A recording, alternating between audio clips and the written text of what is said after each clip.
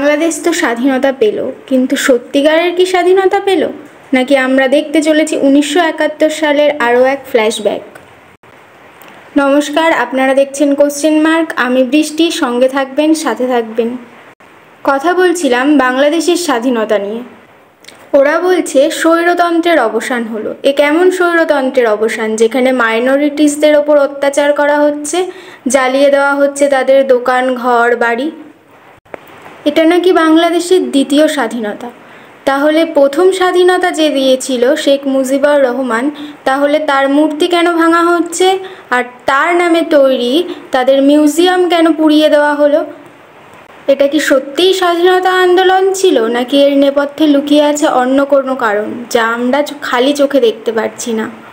আচ্ছা, বাংলাদেশ থেকে যদি 1 কোটি মাইনরিটিস এদেশে চলে আসে, তাহলে তারা কোথায় থাকবে? ভারত সরকার কি সক্ষম তাদের দায়িত্ব নিতে? স্বাধীনতার কি ভয়ঙ্কর উল্লাসে ওরা মেতেছে। ভগবান করুক এরকম উল্লাস যেন আমাদের কোনো দিন না করতে হয়। দিনে দিনে দেশে বেকারত্বের হার যেভাবে বেড়ে চলেছে, জানি না কতদিন আমাদের দেশের ছাত্ররা এরকমভাবে চুপচাপ থাকবে, নাকি কোনো একদিন বাংলাদেশের ছাত্রদের মতোই আন্দোলনে মেতে উঠবে। ছাত্র আন্দোলন তো ঠিক ছিল, কিন্তু যে ভয়ানক তাণ্ডব তারা চালাচ্ছে সেটা কখনোই সমর্থনযোগ্য নয়। আবারও যদি এক মুক্তিযোদ্ধা বাহিনী গঠিত হয়, তাহলে কেই বা জায়গা নেবে আয়রন লেডি ইন্দিরা গান্ধীর, আর কে জায়গা নেবে শ্যাম বাহাদুর মানিক শাহর? কেউ কি আছে এদের পরিপূরক? প্রশ্ন আমার, উত্তর আপনারা কমেন্টে জানাবেন।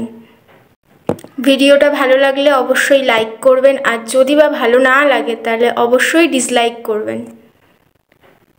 নমস্কার।